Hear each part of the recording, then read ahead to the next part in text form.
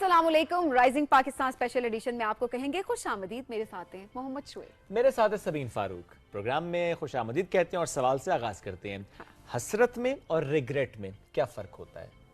बहुत फ़र्क होता है। हसरतें तो आपकी ख़त्म ही नहीं होती ना। आपका दिल करता है कल भी ये करें, परसों भी वो करें। ये हसरत है, एक के बाद एक पूरी होती है। दूसरी हसरत रिग्रेट वो होता है कि आप काश का लफ्ज़ आपकी ज़िंदगी में रह जाता है और आप कहते हैं कि काश उस वक्त पे मैंने ये कर लिया होता। तो ये मेरे लिए एक बड़ा, तो ये वही वाली बात है शुएब कि हसरत होना बुराई नहीं है, रिग्रेट होना बुराई वो भी नहीं है, लेकिन वो जो गिल्ट, वो जो रिग्रेट होता है आपके अंदर, वो आपकी जिंदगी बड़ी मुश्किल कर देता है। तो क्या जिंदगी में काश नहीं होना चाहिए? जिंदगी में काश डिपेंड करता है कि क्या है। जब आपके रिश्तों से मुतल्लिक काश है तो वो तो नहीं ही होना चाहिए कि काश मैं ये कर लेता कि जिसकी वजह से मेरा कोई रिश्ता मुतासिर ना होता, तो ये वाला काश तो वाकई नहीं होना चाहिए। चूँकि देखें, सादी सी बात यह है कि ये दुनिया है, आर्जी मकाम है। हम सब ने यहाँ पर आना है, अपना वक्त गुजारना है, अपना एक रोल प्ले करना है। It's just like a play, will be here, अपना रोल प्ले करेंगे और आगे चले जाएंगे। सो ज़ाहिर है वो कैसा प्ले करते हैं हम रोल, ये बड़ा इंपॉर्टेंट होता है। तो इसमें ज़ाहिर है कुछ रिश्ते, उनका एक वक्त मुकर्रर होता है। कुछ रिश्ते आपके साथ ज़िंदगी भर होते हैं, कुछ रिश्तों का एक बहुत छोटा सा टाइम स्पैन होता है। कुछ रिश्ते आते हैं, फिर चले जाते हैं, फिर दोबारा से आ जाते हैं ज़िंदगी में। So it's is like this, लोग आते हैं जाते हैं। बट जो काश की बात आज हमने करनी है कि ज़िंदगी में ऐसा कोई काश ना हो कि काश मैं अपने किसी ख़ास रिश्ते के लिए मैं ऐसा माहौल रखता, मैं खिदमत करता, मैं प्यार करता, मैं ये गलती ना करता, ये कोताही ना करता, उसकी ज़िंदगी में सहूलत लेकर आता, उसको मेरी ज़रूरत थी तो काश मैं उस वक्त मैसर होता, मेरा वक्त, मेरा इंटेलेक्ट, ये सब उसके लिए मौजूद होता। ये काश आपकी जिंदगी बड़ी मुश्किल बना देता है। अच्छा, ये मैं माँ बाप के कॉन्टेक्स्ट में जरूर बात करना चाहूंगी कि उनकी ज़िंदगी में होते हुए उनकी खिदमत ना करना ये रिग्रेट है। उनके लिए बेहतर से बेहतर करते जाना ये हसरत है। तो आपके माँ बाप आपके पास जब मौजूद हैं और अगर आप उनकी खिदमत नहीं करते तो यकीन जाने उनके चले जाने के बाद, उनकी जब आपकी ज़िंदगी से वो चले जाएंगे तो यकीनन ये एक रिग्रेट, ये एक गिल्ट आपके अंदर रहेगा और उसके बाद आपको हर खुशी बेईमानी लगना शुरू हो जाएगी। आपकी सक्सेस, आप जितना मर्जी जिंदगी में कुछ अचीव कर लें, आपको वो अचीवमेंट नहीं मिलेगी, आपको सेल्फ सेटिस्फेक्शन नहीं मिलेगी।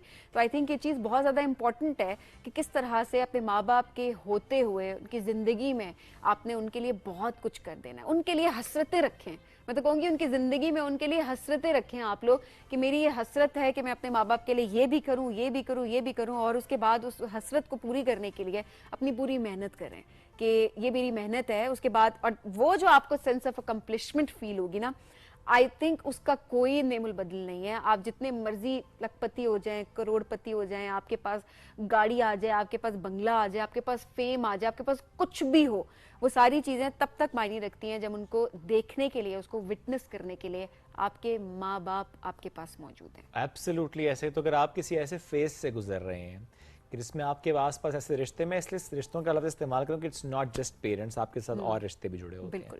अगर कोई रिश्ता आपसे नाराज़ है, खफा है, आपके दिल में कोई तलखी है, कोई ऐसी बात है, तो उसको हल कर लीजिए इससे पहले कि काश का लफ्ज़ आपकी ज़िंदगी में आ जाए। इसी के साथ हम एक ब्रेक की तरफ बढ़ेंगे। ब्रेक से वापस आएंगे अपने राइजिंग पाकिस्तान स्पेशल एडिशन में मुख्तलिफ मेहमानों से आपकी मुलाकात करेंगे, इस मौजूद पर मजीद बात भी करेंगे, लेकिन इस ब्रेक के बाद रहिए हमारे साथ। यह rising Pakistan special addition.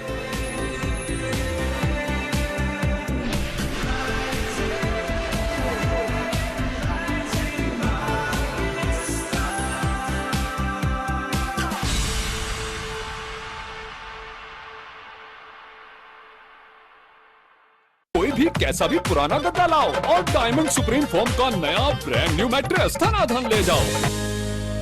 KNNs, ताकि आपके प्यारों को मिलती रहे सेफ एंड हेल्दी चिकन। मुझे खुदा के सिवा किसी का खौफ नहीं। इस समंदर में उठता तूफान ना सिर्फ यूनिता के पालतू देखेंगे बल्कि पूरा आलम देखेगा। तलवार और कलम जिस वक्त एक साथ मिल जाएंगे उस वक्त तमाम राज अफशा हो जाएंगे।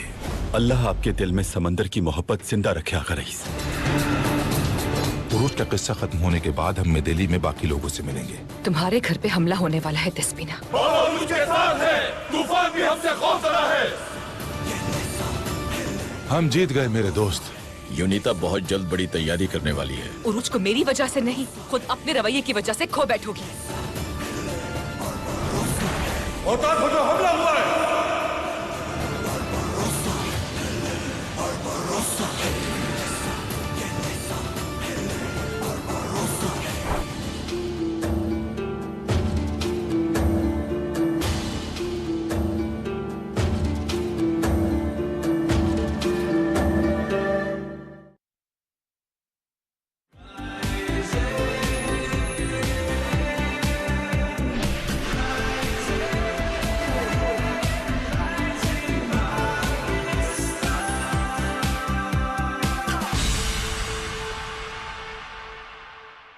Welcome back to rising Pakistan special edition में आपको कहिए खुश आमदीद। और आज आप सोच रहे होंगे हम दोनों ऐसे फोन निकाल के क्यों बैठे हुए हैं, क्योंकि इस फोन के अंदर है खजाना।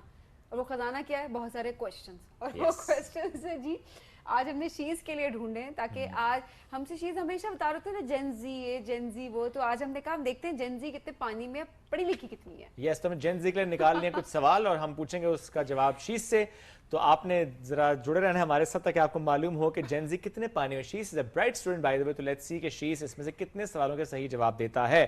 शीज अस्सलाम वालेकुम, क्या हाल? वालेकुम सलाम, ठीक हूँ। इससे पहले कि हम इन सवालों की तरफ जाएं कि एक छोटी सी बात और करना चाहते हैं। शीज, हमने सुना है कि एक बार आप एक मॉल में गए थे, दोस्त के साथ बाइक पे गए थे, और वहां पे हुआ ये था कि पेट्रोल खत्म हो गया था। क्या किया था फिर आपने? क्या हुआ था बताओ ना। पिक्चर्स ली थी बस, और कुछ नहीं। पिक्चर्स क्यों ली थी? क्या मतलब पिक्चर्स ली थी?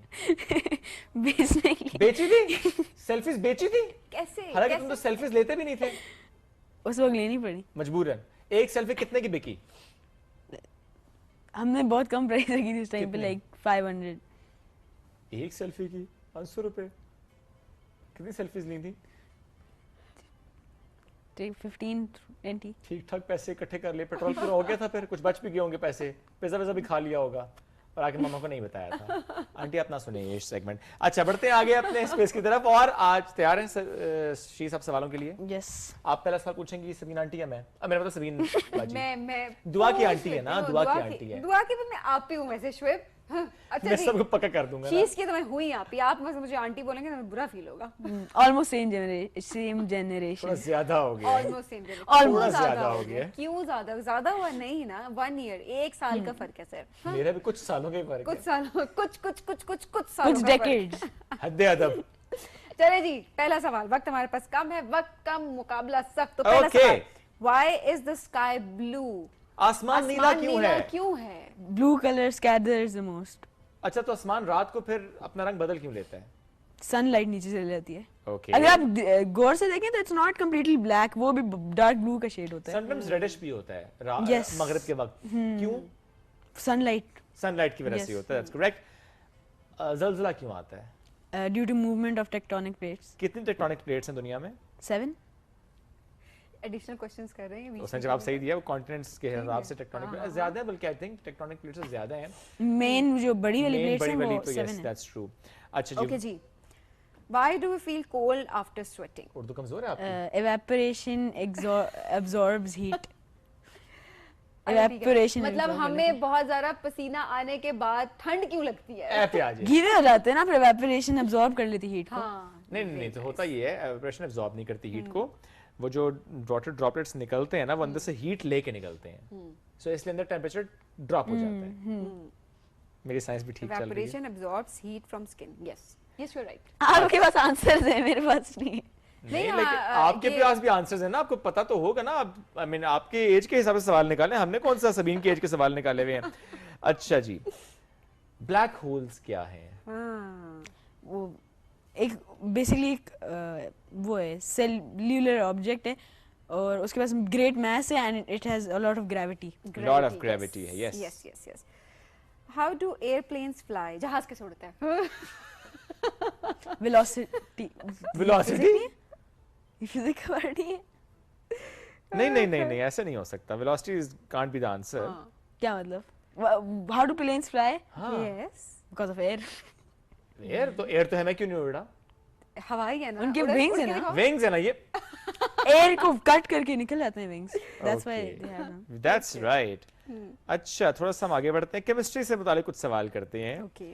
कुछ मेटल्स ऐसे हैं जिनको जंग लग जाता है, जैसे देखें आयरन को जंग लग जाता है, गोल्ड को नहीं लगता। क्यों? कुछ को लगता है, कुछ को नहीं लगता, क्यों? वो रिएक्टिव ज्यादा होते हैं ना विद ऑक्सीजन। तो किन मेटल्स को नहीं लगता गोल्ड के अलावा? गोल्ड, सिल्वर और डायमंड तो मेटल नहीं है, सॉरी, और भी होते हैं। आई थिंक टाइटेनियम टाइटेनियम को भी नहीं प्लेटिनियम लगता। दोनों, इफ दे आर मेटल्स, मैं भी थोड़ा सा इस मामले में, titanium is a metal. Platinum is also a metal. या अच्छा जी, जब बेकिंग सोडा में विनेगर डाला जाए, सिरका डाला जाए बेकिंग सोडा में, तो क्या होता है? वो रिएक्शन होता है और वो पानी ऐसे क्या बनाता है? CO2 reaction CO2 carbon dioxide. Carbon dioxide, exactly. अच्छा जी, जो नमक होता है वो आइस को जल्दी मेल्ट कैसे कर देता है? आइस है, उसके ऊपर नमक ऐड किया, वो जल्दी मेल्ट हो गई। जैसे अक्सर हम देखते हैं ना मरी में कहीं बर्फ पड़े तो वो नमक के छिड़काव करते हैं ताकि सड़कों पर बर्फ मेल्ट हो जाए। क्यों? ये वाला मुझे नहीं पता। ओके, मैं बताता हूँ आपको। जो नमक होता है वो आपके जो टेम्परेचर है उसको राइज करता है। नमक, कोई भी सॉल्ट आपके टेम्परेचर को राइज करता है। सो बर्फ पे जब नमक फेंका जाएगा उसके टेम्परेचर को राइज करके, दैट मीन्स कि बर्फ फिर मेल्ट हो जाएगी। ऑलराइट जी, एसिड और बेस का क्या फर्क होता है? किसका? एसिड, बेसिस, सॉल्ट क्या होते हैं ना? एसिड, बेसिस, सॉल्ट, एसिड, या सॉरी एसिड, एसिड और बेस। एसिड, प्लीज जेन जी की And लैंग्वेज base? है, हम तो एसिड पढ़ के पढ़े हुए हैं। नहीं, basis, acid, base, salt, base होता है, बेसिस होता है। बेसिस होता है, बेस मतलब ज्यादा, सॉरी, बेसिस होती हैं। किस चीज की बेस? नॉट दैट बेस, जैसे देखें acidic and basic in nature. हाँ, अल्कलाइन होता है। एल्कलाइन, या अल्कलाइन इज द राइट हाँ, वर्ड। that's या right word. डिफरेंस ये होता है कि जो एसिड होता है there is a pH scale, Yes. और वो जो 7 होता है परफेक्ट, 7 से Neutral होता है नीचे 7 तो। एसिड एसिडिक, ठीक और है। 7 से ऊपर अल्कलाइन। नहीं, लेकिन वो तो ठीक है, वो तो उसका पीएच लेवल हो गया ना। अगर एक सामने आपके एक दो लिक्विड्स रखे हुए हैं, एक एसिडिक इन नेचर है, एक अल्कलाइन है। वो एसिड का खट्टा टेस्ट भी होता है। हाँ, यहाँ पे आई ना बात। जैसे कि ये तो बेसिक वाला है। बेसिक क्वेश्चन है। Eat soap and chat drink GPT acid. Write me the अच्छा जी। Questions for 20-year-old boy no no please. No no, just a second, एक मिनट। जब आप प्याज काट रहे होते हैं तो आपकी आंखों में आंसू क्यों आते हैं? आप तो कम ही काटते होंगे, लेकिन चले, प्याज काटते हुए आंखों में आंसू क्यों आते हैं? आंखें इरिटेट क्यों होती हैं? उसके एवापोरेशन की वजह से, जिसमें लिक्विड्स होते हैं। नो, नहीं, नहीं, इरिटेंट होता है ना उसके अंदर, नहीं? इरिटेंट होता है, वो एवापोरेट होता है तो आंखों में लगता है। हाय, मैं किधर आ गया हूँ? उनको कुछ नहीं पता। सही कह रहे, सही कदे प्याज कट्टे होन ते पता होए ना। नहीं, हमें तो यही पता सिर्फ हो प्याज की सेक लग गई और बस आंखों एक से लग गई है, इरिटेंट होता है। हाँ, सही कह रहे, ऑलराइट जी, आपका दिमाग आपको आपकी बॉडी के बाकी हिस्सों को मैसेज कैसे देता है, या what is reflex? What is reflex? Yes, Natural reflex. reflex होते हैं, signals sent through the for example आप brain. बैठे हुए हैं ना, आपको नहीं पता पीछे से किसी ने पिन आपको खबो दी है, या किसी ने हैंगर मार दिया आपको, फौरन से आपको रिफ्लेक्स आता है। और सॉरी, हैंगर कहाँ से आ गया? क्यों हैंगर? हैंगर पिन, नहीं पिन, ना, मैं हाँ। पिन कहना चाह रहा था। पिन कहना चाह रहा था, तो पिन गलती किसे? से। तो चुबाए चुबाए से गुजरा। कोई नहीं है बाबा। तो अब अगर रिएक्ट पिन- करेंगे। तो क्यों ये करेंगे? रिएक्शन होता है। Signal from our brain, natural reflex होता है, we are born with reflex है। अच्छा, ऐसा क्यों होता है कि कुछ लोगों के बाल कर्ली होते हैं और कुछ के स्ट्रेट होते हैं? कुछ कैसे गिरे होते हैं आगे? DNA and genes, of course genes. Chromosomes Yes. से भी ये कोई मुश्किल पूछे, इसको सब पता है। हाँ, वैसे मुश्किल पूछना है। मुश्किल निकालते हैं मैं इसमें से कुछ निकालता हूँ। स्पीड एंड वेलोसिटी का डिफरेंस बताओ। velocity has speed and distance. Direction. Velocity means speed and direction. मैंने क्या बोला था? डिस्टेंस। रॉकेट जो है, रॉकेट अर्थ के ऑर्बिट से कब बाहर निकलता है, कैसे बाहर निकलता है? वो नीचे उसके थ्रस्टर्स होते हैं, वो जब ऑन होते हैं फुल बहुत पावर से, तो वो जब around 74,000 And kilometre what is that speed called? Thrust No. Thrust Velocity. When they reach escape, उसे कहते हैं escape velocity. अच्छा एस्केप वेलोसिटी। Escape velocity, जब escape velocity स्पीड पे पहुंच जाते हैं तो फिर आप अर्थ के ऑर्बिट से बाहर निकल जाते हैं। दूसरी दुनिया में। नहीं, इतनी भी दूसरी दुनिया इतना नहीं। भी नहीं। कहने दें उसको। अच्छा, ये अच्छा बताएं जी। कि स्पेस में हाँ, क्योंकि ग्रेविटी नहीं होती तो वो ज़्यादा चीज़ें फ्लोट कर रही होती हैं, उड़ रही होती हैं। यस, मैं ज़रा अंग्रेजी का लफ्ज़ इस्तेमाल करेंगे। लोट कर रही होते हैं, मतलब Okay. उड़ रहे होते हैं आप। उड़ रहे होते हैं क्योंकि ज़्यादा ग्रेविटी नहीं होती। क्यों? प्लैनेट्स पे ग्रेविटी होती है, आउटर स्पेस में ग्रेविटी नहीं होती, सिंपल, क्योंकि उस अर्थ का सवाल पे कोर गौर नहीं किया, मैंने पूरा जवाब बता के सिखा क्यों। ये तो वही हो गया 92 का वर्ल्ड कप पाकिस्तान ने कब जीता था? हाँ एग्जैक्टली। कब जीता था शीश? 1996 क्या? अच्छा एक मिनट, 92 का वर्ल्ड कप पाकिस्तान ने कब जीता है? 1996 में ना? मैं उर्दू में नहीं 1992 का वर्ल्ड कप पाकिस्तान ने कब जीता है? मैं उर्दू में बोला ना, मुझे नहीं तो उर्दू में आता है। पूछ अब 1992 कब लेकिन जीता पहले है? 96 आया था ना आप। मुझे उर्दू नहीं समझ आती ना, इसलिए गॉड जब आपको भूख लगती है तो आपका जो स्टमक होता है उसमें वो क्यों लगता है गुड़ कि गुड़ गुड़ क्यों कर रहा है? स्टमक एसिड्स की वजह कहते से हैं ना। चूहे दौड़ रहे होते नहीं हैं? नहीं एसिड की वजह, नो, वो एसिड बेसिक की वजह से नहीं होता वो तो। एसिड एक अलग, पेट की बात करें कि जब आपको Reflux. भूख लग रही होती है आवाज नहीं आती पेट मुझे? से आवाज क्यों आ आती रही ना, होती है? जैसे ना कुछ गैस नहीं, not gastric. gas. वो ज्यादा खाने से अच्छा मसले वो होते हैं। लोग ये कह रहे होते हैं, जो हमारी आम आवाम है वो यही कह रही होती है कि अच्छा पेट में गैस हो रही है कि कुछ नो, खाया हुआ नहीं है। गैस्ट्रिक, गैस नहीं। हाँ। गैस्ट्रिक भी डिफरेंट हो He's गया। right. No, no, he is right. Right? कि आपकी जो मसल कॉन्ट्रैक्शन होती है ना वो उसकी वजह से होती गैस्ट्रिक है। इज डिफरेंट थिंग नहीं?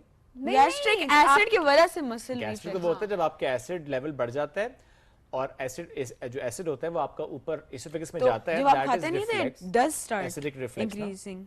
हाँ लेकिन ये जब भूख है तब तो उसने ऊपर कहाँ जाना है, खाली है बेचारा। हाँ। वो तो खाली तो है ना, वो गुड़-गुड़ कर रहा होता है। कॉन्ट्रैक्शंस होती है ना उसकी, वो गुड़-गुड़ कर रहा होता है। वो गुड़गुड़ होती हैं। गुड़ गुड़ कर रहा होता है ये दो बच्चे आज हमारे साथ थे। Reflux, acid reflux. नहीं अब हमारे सवाल ये था कि स्टमक के अंदर से आवाजें क्यों आती हैं। सो आपके स्टमक के जो मसल्स होते हैं वो कॉन्ट्रैक्ट और रिलैक्स हो रहे होते हैं, कॉन्ट्रैक्शन ज्यादा उनकी हो रही थी, तो वो एक मैसेज जा रहा होता है कि मैं भूखा, मैंने रोटी दो, जो मर वक्त होता है। जैसे असर के बाद ज्यादा होता है आजकल। एनीवेज चीज यही बात आपको कर मैं रहे हैं कितने ना। मार्क्स दिए खुद बता दो। मैंने 3 क्वेश्चन रॉन्ग किए out of I don't know. I think आपने जो गलत जवाब भी दिए वो आपने तकरीबन ठीक दिया, आपने जस्टिफिकेशन तो उसके 0.5 मार्क्स 0.5 पे मिलने चाहिए। नहीं गलत के मार्क्स काटे, बल्कि नेगेटिव मार्किंग भी है 3, अगर गलत किया तो 6 नंबर अल्लाह, कटेंगे। ना के बच्चे बेचारे के ये साथ। एक अच्छी मैं टीचर है, अगली दफा मैं मैं भी टेस्ट सख्त नहीं टीचर। करूं, मैं कहती हूँ अगली बच्चे बार ने मैं सीख टेस्ट लिया वही उसके नंबर लेकिन सवाल एक ही था, 92 का वर्ल्ड कप पाकिस्तान कब जीता, आपने शीश का कहा जवाब था 1996। 96। Thank you very much. हम बढ़ेंगे ब्रेक की तरफ, ब्रेक से वापस आएंगे, रहिए हमारे साथ। ये राइजिंग पाकिस्तान स्पेशल हमें एडिशन। कंटेंट मिल गया।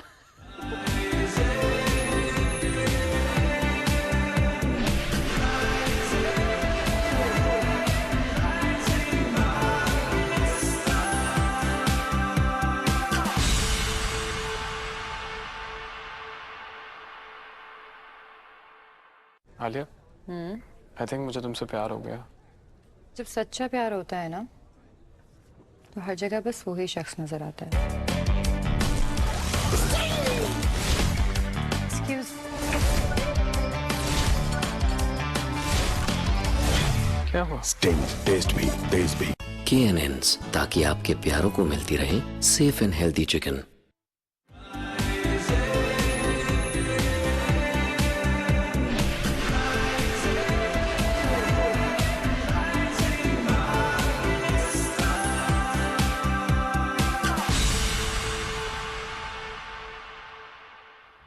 Welcome back to rising Pakistan special edition में आपको कहेंगे खुश आमदीद और बात करेंगे सेहत की। हम थ्रू आउट आप देख रहे होंगे काफ़ी ज़्यादा सेहत को डिस्कस भी कर रहे होते हैं। रीज़न उसकी यही है कि हम सबसे ज़्यादा जब अपनी सेहत ख़राब कर रहे होते हैं वो हम रमज़ान में कर रहे होते हैं। बहुत बदकिस्मती है हमारी, क्योंकि ये वो महीना होता है जिसमें डिटॉक्स होना चाहिए बॉडी का, ये वो महीना होता है जिसमें हेल्दी हैबिट्स की आदत होनी चाहिए हमें, लेकिन हम वो हैबिट्स नहीं अपना रहे होते, हम अनहेल्दी हैबिट्स की तरफ जा रहे होते हैं।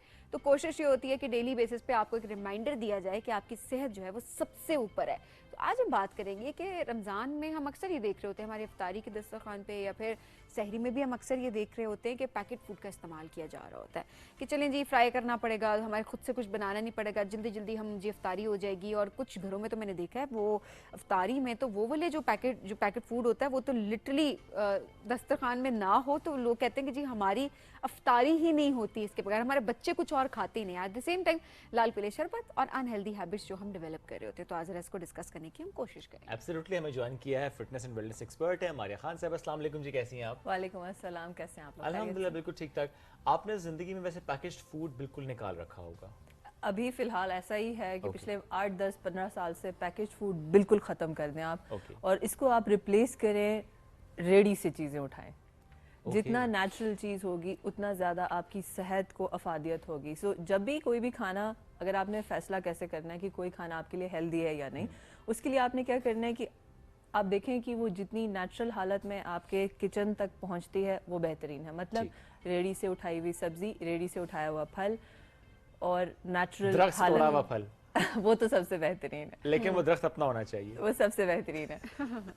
जितना ये फूड आइटम जब यहाँ से दरमियान में फैक्ट्री आ जाती है, फैक्ट्री में जाके वो प्रोसेस होता है, वो भले फिर एप्पल जूस हो या फिर वो एप्पल जैम हो, कुछ भी है, वो प्रोसेस होता है और इंसान फैक्ट्री उसको क्या करती है, प्रोसेस करके उसके अंदर केमिकल्स डाल के आपके आगे पेश किया जाता है, उसकी मार्केटिंग की जाती है।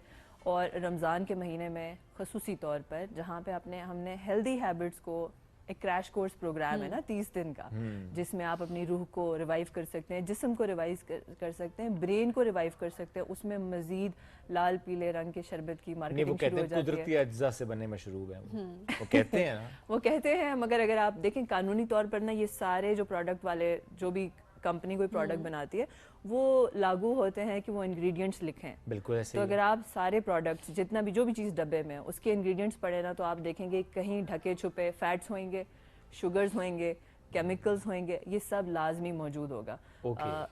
आप इस तरह के बहुत से बिस्किट्स हैं जो मार्केट किए जाते हैं बच्चों के लिए कि इसमें ग्लूकोज बहुत ज़्यादा है या इसमें प्रोटीन बहुत ज़्यादा है, तो ठीक है, एक आइटम वो पकड़ लेंगे। आप उसी बिस्किट का इंग्रेडिएंट का लेबल उठा के देखें तो आप देखेंगे ठीक है, प्रोटीन होगा उसमें 7 ग्राम, मगर फैट होगा 21 ग्राम। और शुगर होगा भी कोई 20 ग्राम। तो आप मुझे खुद बताएं ये कैसे हेल्दी है? अनहेल्दी है, ऑब्वियसली अनहेल्दी है, राइट। मगर मार्केटिंग वालों ने क्या किया कि मार्केट करके पकड़ लिया कि यार ओके, ग्लूकोज का नाम ले लो या प्रोटीन का नाम ले लो तो शायद ये बिकेगा, बिक जाएगा। या ऐसा ऐड चल रहा होगा कि वो खाने के बाद फौरन एनर्जी आ गई, बहुत ज्यादा एनर्जी आ गई और आप एक वो बुल को मुक्का मारेंगे, छोटा बच्चे में आयरन की कमी भी खत्म हो गई एक बिस्किट से आयरन की कमी खत्म हो गई। वो बच्चा बुल को मुक्का मार रहा है और वो बुल गिर गया है और पहाड़ चढ़ रहे हैं लोग उसको पीकर। कुछ ऐसे ड्रिंक्स है ना, वो तो बात ठीक है, लेकिन मैं ये भी कहती हूँ, देखिए मार्केटिंग होती है, मार्केटिंग स्ट्रैटेजी है, बिजनेस रन किया जा रहा है, आप इन चीजों को रोक नहीं सकते शुएब, क्योंकि देखिए हर एक की चॉइस है, वो हेल्दी चॉइस की तरफ जाए, अनहेल्दी चॉइस की तरफ जाए, कोई चीज किसी के लिए हेल्दी है, अनहेल्दी है, वो it's up to them. Point ये है कि हमने किस तरह से अपनी चॉइसेस को बेहतर बनाना है। और ये बिल्कुल आप सही कह रहे हैं, आपकी अपनी चॉइस है, कोई जबरदस्ती नहीं आपके किचन में जाके रख रहा है, वो आप खुद खरीद रहे हैं। सही बात है, आप खुद उसके ऊपर पैसा इन्वेस्ट कर रहे हैं। तो थोड़ा सा हम सबको फैसला ये करना है कि हम जो ये मेहनत करते हैं, मेहनत करके पैसा कमाते हैं, आप ये एक छोटा सा फैसला करें कि मैं ये जो मैंने पैसा कमाया है मेहनत करके, मैंने ये इन्वेस्टमेंट है ना, हम हमेशा कहते हैं कोई ऐसी इन्वेस्टमेंट करें जिससे हमें मुनाफा हो। तो खाना पीना भी आपका एक इन्वेस्टमेंट है, क्योंकि ये जिस्म रहेगा तो सब कुछ रहेगा, आपका कारोबार रहेगा, आपका घर रहेगा, प्रॉपर्टी रहेगी, जायदाद रहेगी, सब कुछ रहेगा, खानदान रहेगा। सो आप ये सोचें कि मैंने आइंदा के बाद कोई ऐसी 50 रुपए भी ऐसी चीज़ पे नहीं लगाने जो मुझे नुकसान दे। और वो जो भी डब्बे में प्रोसेस्ड पैकेज चीज़ है जो आप ला रहे हैं, जिसकी मार्केटिंग की जाती है, बिलियंस ऑफ डॉलर्स की इंडस्ट्रीज हैं ये, जो पैसा कमा रहे हैं आपके वसवसों को हवा देकर। सही बात है। तो वो पैसा कमा रहे हैं और उनका बिल्कुल मकसद ये नहीं है कि आपको हेल्दी करें, उनका मकसद अपना प्रॉफिट है। सो आपने शऊरी तौर पे इसका हल किया है, आपने शऊरी तौर पर इस बात का फैसला करना है कि यार मैंने किसी भी ऐसी चीज़ पे पैसा नहीं लगाना जो मेरी सेहत के लिए नुकसानदेह। क्योंकि अगर आप वो एक बार खाएंगे, आपको टेस्ट पसंद है, आप वो खा तो लेंगे, मगर जितने भी लोग ये प्रोसेस्ड फूड के ऊपर ज़िंदगी गुजार रहे हैं वो सब बीमार हैं। मेरी प्रैक्टिस में मैं रोज़ देखती हूँ, अगर आपको डायबिटीज़ है, आपको शुगर है, आपको हाइपरटेंशन है, अगर आपको कैंसर है, तो ये सारा कुछ ओवर 5, 10, 15 साल आपका अनहेल्दी लाइफस्टाइल था। आप अनहेल्दी चीज़ें खाते थे और उसकी वजह से अब आपको ये सारी बीमारियाँ लाहक हो गई हैं। और उन बीमारियों के इलाज के लिए आप दवाइयाँ कर रहे हैं, आप कर रहे हैं सर्जरीज करा रहे हैं, आप दिल में आपके स्टंट डल रहे हैं। और अगर स्टंट डलने के बाद भी ना अगर आप अपना लाइफस्टाइल चेंज नहीं करते तो फिर वो स्टंट भी आपका ख़त्म हो जाता है, आपका बाईपास होता है। तो लगातार एक कांस्टेंट अनहेल्दी पैटर्न की वजह से सब कुछ हो रहा है। इसका नतीजा ये कि बेदार होना है, सिंपल बेदार होना है। वेक अप जी, बड़ा जरूरी है। हर एक इंसान ने खुद फैसला करना है कि जो मुझे इतनी बीमारियां लाहक हो गई हैं, मेरे बच्चों को इतनी बीमारियां लाहक हो गई हैं। मेरे पास 7 साल के बच्चे भी माँ बाप आके एडमिट कर जाते हैं कि ये इसको मारिया ठीक करो। तो वो 7 साल की उम्र तक वो जो बच्चा गया, आपने उसे टिफिन में नगेट्स खिलाए हैं, उसको आपने वो पैकेट के चिप्स दिए हैं, उसको आपने ये लाल पीले शरबत दिए हैं और उसने वो उस पर लंच किया है अपना।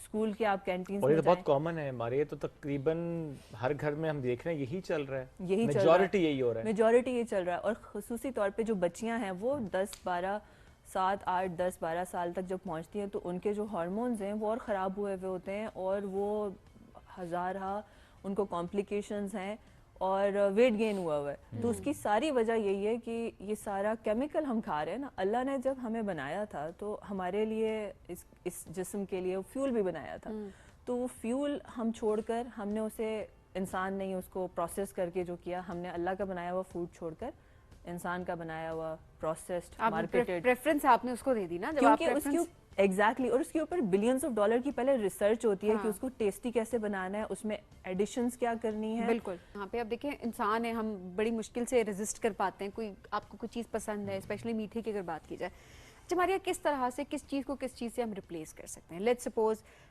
दिल कर रहा है कोई केक खाने का, कोई ब्राउनी खाने का दिल करे, यही क्रेविंग्स है हमारी पूरे दिन की, मीठे की पर्सपेक्टिव से अगर हम बात करें, तो हम किस तरह से उसको कंट्रोल करें। क्या ऐसी चीज़ है जो कि हम खा लें तो ये हमारी क्रेविंग सप्रेस हो सकती है? अगर आप दिन में 4 से 5 पीसेज ऑफ फ्रूट, अल्लाह का बनाया हुआ फ्रूट दिन में ऐड करें ना, तो ये जो शुगर, अल्लाह का बनाया हुआ जब शुगर आप ऐड करते हैं, और वो खाली शुगर नहीं है, उसमें मल्टीविटामिन्स हैं, उसमें मिनरल्स हैं, उसमें फाइबर है, उसमें एंटीऑक्सीडेंट्स हैं जो आपको फौरी तौर पे तकवीयत देता है, आपका जिस्म उसको आइडेंटिफाई करता है। आप वो खा लेंगे तो ये जो आपको क्रेविंग होती है ना मीठे की, जब आप अल्लाह का बनाया हुआ शुगर आप ऐड करते हैं जिस्म में, आपका जिस्म उसको आइडेंटिफाई करता है, आपके जिस्म को पता है कि ये सेब है। इसके बरक्स आप जब कैंडी ऐड करते हैं तो जिस्म को पता ही नहीं, ये तो बिलियंस ऑफ ईयर पुरानी प्रोग्रामिंग है, ये बिलियंस ऑफ ईयर्स पुरानी एक इंटेलिजेंट बॉडी है, तो उसको पता ही नहीं चलता कि ये क्या चीज़ है, हाँ, ये केमिकली प्रोड्यूस्ड क्या चीज़ है, तो वो उसको स्टोर करती रहती है या आपको कोई ना कोई डिजीज़ आपके अंदर क्रिएट करती रहती है। तो अगर शुगर क्रेविंग है, उसके लिए आप अल्लाह के बनाए हुए 4 से 5 पीसेस ऑफ फ्रूट जो है अपनी डाइट में ऐड करें। ये सारे इंसान के बनाए हुए बिस्किट्स, कुकीज़, ब्राउनीज, आइसक्रीम्स, इन सब को आप साइड पर करें, क्योंकि ये सारा आपको दे रहे हैं शुगर स्पाइक। ये टेक्निकली एक ड्रग है। ड्रग है, ये एक ड्रग है, शुगर एक ड्रग है, एडिक्शन है ना, एडिक्शन है। आपके बाहर मुल्कों में ना, बहुत सी मुल्कों में इसको बैन करने की कैंपेन्स चल रही हैं। मैंने 1-2 बच्चों के केसेस ऐसे विटनेस किए कि उन्होंने मीठा खाया काफ़ी ज़्यादा, लाइक लॉलीपॉप खा रहे या इस तरह से मीठे में ना बंटीज खा रहे वो। अच्छा, उस बच्चे ने जब ज़्यादा कंज्यूम कर ली तो वो बैठे बैठे उस बच्चे की आंखें यूँ ऊपर जाना शुरू होगी कुछ टाइम के लिए। उन लिप्स जो है वाइट होना शुरू हो गए, फेस ब्लू होना शुरू हो गया, और कुछ 2-1 मिनट के बाद थोड़ा हिलाने पे, हाथ पाँव मलने पे, और उसके बाद वो वापस आहिस्ता सा करके अपनी नॉर्मल उसमें वापस आया, और उसके बाद वो सो गया, थोड़ी देर सो के उठा है, वो फाइन। बट ये क्या कंडीशन, और ये दोनों मर्तबा जो चीज़ नोट की गई वो मीठा खाने के बाद, मीठा खाने के बाद। आप बिल्कुल सही कह रहे हैं। इसकी एक तो वो जो बच्चा है कोरा कागज़ है, सबसे ज़्यादा एक वो साफ सुथरी एक बॉडी है, टॉक्सिन्स के से फ्री है ना। अब अगर एक 20 साल का इंसान है, उसके जिस्म में ज़्यादा टॉक्सिन्स होंगे, मगर एक 2 महीने का बच्चा है या वो 2 साल का है तो वो ज़्यादा पाक है। ऐसा ही है। अब उसको जो, अगर हम आपको जो हालत आपकी मीट एक पूरा केक खाने के बाद होगी ना 4 पाउंड का, वो उसको एक छोटा सा लॉलीपॉप देने वाली, क्योंकि वो एक छोटी सी बॉडी है, और हम उन बच्चों को एक साथ हम दे रहे होते हैं ना, ओवर वो कंजम्पशन कर रहे होते हैं शुगर की। उसके ऊपर भी कोई बैन नहीं है, उसके ऊपर भी कोई रुकावट नहीं है। इनफैक्ट माँ बाप इनकरेज कर रहे होते हैं कि हाँ बेटा, अच्छा तुम ये कर लो तो चलो फिर मैं तुम्हें आइसक्रीम खिलाने लेके जाऊँगा, है ना, तुम्हें कौन सी चीज़ चाहिए, और वो चीज़ क्या होती है, वो कैंडी होती है, डोनट होता है, कोई ड्रिंक होता है। एग्जैक्टली, तो वो ड्रिंक तो वो माँ बाप ने ही इनकरेज किया। फिर वो माँ बाप की वजह से ही माँ बाप ने सबसे पहले शौरी तौर पे अपनी हेल्दी हैबिट्स रखनी है, उससे फिर वो बच्चे आपसे सीखेंगे। फिर माँ बाप ये कहते होते हैं मेरा बच्चा सुन नहीं रहा, वो हेल्दी नहीं खाता, तो आपने सबसे पहले घर में अनहेल्दी माहौल ही क्रिएट ही किया। ऐसा जब माहौल आपने क्रिएट नहीं किया तो बच्चे कैसे, अच्छा माँ कह रही है मुझे जी देसी घी नहीं अच्छा लगता, मुझे उसकी स्मेल आती है, या वो ये कह रही है कि मुझे जी चिकन अच्छा नहीं लगता, अक्सर हमने गोश्त अच्छा नहीं लगता जी। बच्चों ने क्या खाना है, बच्चों को भी तो यही पता चलेगा ना। अच्छा, एक तो चीज़ घर में बनती नहीं है, बड़ा कम बनती है, दूसरी बात ये कि मेरे बड़े को नहीं पसंद, तो यकीनन इसमें कोई ना कोई बुराई है। एग्जैक्टली। और अगर आपने एक कल्चर बनाया हुआ है कि ओके ठीक है, आसान है, डब्बे वाले पैकेज में बने हुए फ्रोज़न चीज़ें मिलती हैं, वो भी प्रोसेस्ड है। अब आप खुद सोचें, देखें, आप जूस बना लें, आप एप्पल का जूस बनाएं, उसे आप रखें, वो 1-2 दिन, एक दिन में ही रात को काला हो जाएगा, ऐसा क्यों है कि वो जो डब्बे में है वो 2-2 साल तक एक्सपायर नहीं हो रहा। मैं आपसे सवाल भी करना चाह रहा था कि देखें बच्चों को अगर डब्बे वाला जूस हम ना दें, स्कूल अगर वो जा रहे हैं, उसका ऑल्टरनेट अगर हम दें तो क्या ये मुमकिन होता है? क्योंकि हम तो ये सोच के डब्बा देते हैं चलो 2-4 घंटे बाद भी इसने अगर खोला तो डब्बा है ठीक होगा, जूस ने कौन सा ख़राब हो जाना है। फ्रेश बनाएंगे तो डाउट होता है ख़राब ना हो जाए मौसम के एतबार से अगर बात करें स्पेशली इन समर्स। सो क्या वाकई मुमकिन होता है कि हम दे सकते हैं उनको फ्रेश जूस एंड स्मूदीज बना के वो लेकर जाएंगे, ख़राब भी नहीं होगा? स्मूदी बना लें वो ज़्यादा अच्छा है, और स्मूदी सबसे जूस से बहुत बेहतर चीज़ है स्मूदी।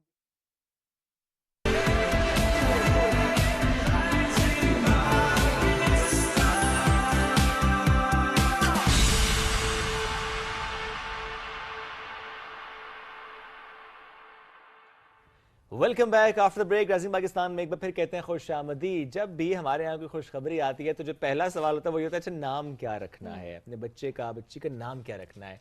अच्छा बहुत से लोग ये कोशिश भी करते हैं कि लोगों से राय भी लेते हैं। अगर फैमिली की बात करूँ नाना से भी पूछेंगे, दादा से भी पूछेंगे, चाचा से भी पूछेंगे, खाला से भी पूछेंगे। सो ये हो रहा होता है। अच्छा पहले बच्चे के नाम पे मुझे लगता है कि बहुत ज़्यादा ना लड़ाइयाँ भी हो जाती हैं। सोच रहे होते हैं क्योंकि हर किसी ने वो नाम रखना होता है ना, फुप्पियों ने भी रखना आता है, खालाओं ने भी रखा आता है, नानी नाना ने भी, दादी दादा ने भी अगर जिंदा है उस आपका टाइम नाम तो किसने रखा था? मेरे पापा ने रखा था। माशाल्लाह माशाल्लाह, मेरे पापा ने मेरा नाम तो रखा। आज हमारा ये मौजूद भी है बच्चों के नाम। तो इस पर पहले आपको वीडियो दिखाते हैं, ज़ैनब के पापा की वीडियो है, फिर आप इस टॉपिक पे बात करेंगे। पापा जी ये देखे मोहम्मद ने आपकी ऐनक तोड़ दी है। ओहो जैनब, क्या करूं मैं इस लड़के का। बेगम ये देखिए आपके साहबजादे ने क्या हाल किया मेरी ऐनक का। अब मैं क्या कर सकती हूँ, जब भी उसको डांटती हूँ झिड़कती हूँ तो आप मना कर देते हैं कि ना बेगम इसका नाम मोहम्मद है, इस नाम का कुछ लिहाज रखा करो। हाँ मामा जी, जिस बच्चे का नाम मोहम्मद हो ना तो उस बच्चे को मारने से गाली देने से उलमा मना फरमाते हैं। हाँ बेगम, क़यामत के दिन भी अल्लाह ताला बहुत से लोगों को इस नाम से मोहब्बत और निस्बत की वजह से मुआफ फरमा देंगे।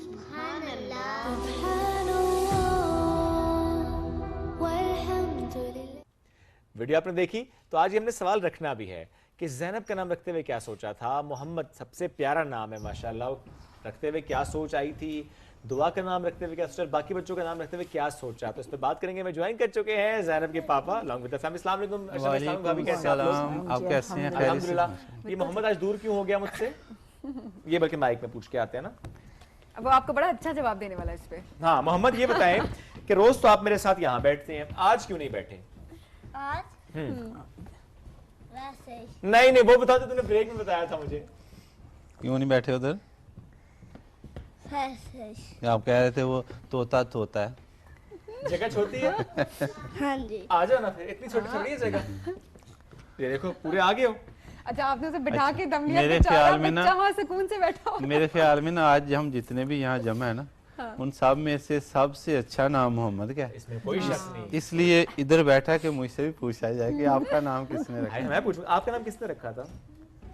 आपको पता है? पता है आपको किसने नाम रखा था?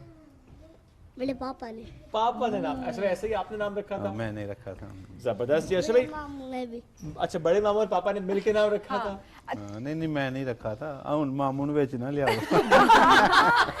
सुन रही है? चाचुओं के टॉपिक पे बात होती है, आज मामू का भी हो जाएगा। हाँ जाहिर है मामू की इनपुट जरूरी है भाभी। सबका हक है ना। बेगम इस टाइम सामने बैठे हैं, चलो मोहम्मद की मान लेते हैं। अच्छा मेरा ख्याल है सबसे बड़े बच्चे से शुरू करते हैं कि आपने क्या सोच के नाम रखा था। सबसे पहले आपकी बेटी है जो सबसे बड़ी है। अल्हम्दुलिल्लाह सबसे पहले अल्लाह ताला ने मुझे बेटी जैसी नेमत से नवाजा। तो उस वक्त मेरा जहन इतना दीनी नहीं था, तो फिर भी मैंने उसका नाम अपनी मर्जी से रखा। तकरीबन सारे बच्चों के नाम मैंने ही रखे हैं। और क्योंकि उस ज़माने में जब शादी हुई थी मेरी तो इतना मैं दीनी माहौल से वाबस्ता नहीं था। तो बेटी पहली का नाम मैंने रखा अरीबा। अरीबा, इसका क्या मतलब है? इसका मतलब है अक्लमंद। अक्लमंद। हाँ, तो माशाल्लाह वो वाकई अक्लमंद है माशाल्लाह। और दूसरी बेटी का नाम रखा ईमान। पहली पे अभी हम सवाल भी करेंगे कि पहली का नाम खुद तो रखा। भाभी आपने कुछ नाम सोचा हुआ था पहले बच्चे में ना? सोचा होता है आपने, अच्छा बेटा का तो ये नाम रखूंगी, बेटा बेटी तो ये नाम रखूंगी, लड़ाइयां भी बड़ी हो रही होती है ना? नहीं इस तरह की कोई बात बस आपने कहा जो रख दें आमीन। हाँ, हमने कोई प्लानिंग नहीं थी कि पहले बच्चे ठीक है की बारी पे। सही है। तो फिर वो जब दूसरी बेटी अल्लाह ताला ने दी जहन में, क्योंकि जब पहली बेटी हुई तो फिर ये था, आपको पता है अक्सर जब शादी होती है तो ख्वाहिश होती है मेरा पुत्र होए, अक्सर लोगों की होती है। सही बात। तो ये भी बुरी नहीं है कोई, लेकिन ये सोच रखना कि बेटी ही ना हो, ये बुरी सोच है बिल्कुल। तो जब पहली बेटी हो गई तो फिर उम्मीद थी कि अब शायद अल्लाह बेटा अता फरमाए, तो नाम फिर भी नहीं था जहन में रखा कोई सोचा, लेकिन अल्लाह ताला ने फिर बेटी अता फरमाई तो उसका नाम मैंने ईमान रखा। तो उसके नाम का उसकी तबीयत पे असर भी है, बाकी बच्चों की निस्बत वो ज़्यादा ईमानियात में और आमाल में ज़्यादा मजबूत है। वो ये नाम भी खुद रखा, कोई डिस्कशन नहीं? नहीं, कोई डिस्कशन। ओके। फिर ये बेटी जब मेरी पैदा हुई थी ना, इसके पैदा होने से पहले थोड़े दीनी लोगों से उठना बैठना शुरू हो गया, तो मेरा ख्याल है शायद ये ईमान नाम मैंने शायद इसलिए रखा। फिर ईमान के बाद मेरी बेटी पैदा हुई हिफ्जा। उसका मतलब था कि जिसका हाफजा अच्छा हो। तो उस बेटी के पैदा होने तक मैं जो था दीनी लोगों में उठना बैठना था, मुझे बड़ा अच्छा लगता था और मैं खुद भी दीन का अच्छा खासा फॉलोवर बन चुका था। तो इस वजह से कि मेरे जहन में था कि मेरी बेटी ये जो है ना हाफिज़ा बनेगी, तो उसकी निस्बत से मैंने उसका नाम हिफ्ज़ा रखा। तो अल्हम्दुलिल्लाह ये तीनों बेटियां जिनके मैंने आपको नाम बताए, ये तीनों मुअल्लिम हैं। माशाल्लाह माशाल्लाह, क्या बात है। हाँ जी। फिर उसके बाद मेरा बेटा पैदा हुआ, उसका नाम मैंने ईसा रखा। तो जब मेरा पहला बेटा पैदा हुआ ना, तो मेरे जहन में था कि अल्लाह मुझे ना इंशाल्लाह एक और बेटा देगा। अच्छा। तो मेरे जहन में था कि मैं इसका नाम मोहम्मद रखूं। तो फिर मेरा जहन था कि क्योंकि हज़रत मोहम्मद सल्लल्लाहु अलैहि वसल्लम अल्लाह ताला के आखिरी नबी हैं, तो मैं ऐसा करता हूँ कि इनसे पहले जो नबी आए थे ना हज़रत ईसा अलैहिस्सलाम, वो नाम रखता हूँ, अल्लाह एक और बेटा देगा तो फिर उसका नाम मोहम्मद। ये सोचा था उस वक्त। माशाल्लाह।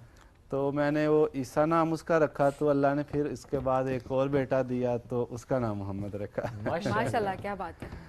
तो क्योंकि ईसा के बाद एक बेटी भी हुई थी, ये ज़ैनब, इसका नाम ज़ैनब रख दिया। तो मोहम्मद के बाद आखिर में ये दुआ हो गई तो इसका नाम दुआ रख दिया। ये दुआ के लिए ज़्यादा दुआएं मांगी थी। हाँ, वैसे इसका नाम आपने क्या सोच, इसको दुआ का नाम रखते हुए दुआ का नाम जो था ना, इस पे हमारे बड़े मुज़ाकरे हुए थे। अच्छा। हाँ, बड़ी वो पंचायतें बैठी थी ये नाम रखना है, ये नाम रखना है। मदरसा में बेटियां पढ़ती थी, वहाँ लड़कियां उनसे कहती थी कि आप अपनी इस बहन का नाम, कभी कोई कुछ कह देता था, कभी कुछ कह देता था। हम घर में भी, क्योंकि बच्चे पहले माशाल्लाह कितने थे, 6 बच्चे थे, तो इस पे आपके बड़ा रफड़ बना कि इसका नाम क्या रखें। तो फिर आपने ही फाइनल किया था? हाँ, मेरा ख्याल है हमने फाइनल किया था, सबने मिलकर। ईसा ने भी साथ रखा था फातिमा, इसका पूरा नाम है दुआ फातिमा। अच्छा, इसका नाम है दुआ फातिमा। हाँ, जो बड़ा बेटा ईसा, उसने भी कहा कि नहीं मेरी छोटी बहन है। वो इसको फातिमा बोलता है या दुआ ही बोलता है? दुआ सब बोलते, दुआ ही बोलते हैं। मेरा ख्याल है पैदाइश पर्ची पे लिखा है दुआ फातिमा लिखा है। सही। तो बारह इसका नाम जो है ना सबकी मुशावरत से आज तो दुआ किसी और ही वाइब में है। हाँ, दुआ का नाम किसी एक ने नहीं रखा, सबकी मुशावरत से रखा गया। दोबारा करो जरा, दोबारा करो। दोबारा करो, कैसे करी थी? ये हम अक्सर लोग कहते हैं कि नाम का असर जो है ना, वो उसकी नाम वाले की तबीयत पे असर होता है। तो काफ़ी हद तक ये बात ठीक भी है और हमने इसका उल्ट भी देखा है अपने माशरे में। और मेरा नाम मोहम्मद अरशद है और अरशद का मतलब है हिदायत देने वाला। और बेगम का नाम गुलशन है।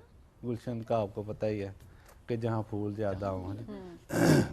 और अब्बा जान का नाम सादिक है और उनका नाम मतलब है सच्चा अमीन है। बेशक। और अम्मा जान का नाम सुगरा है।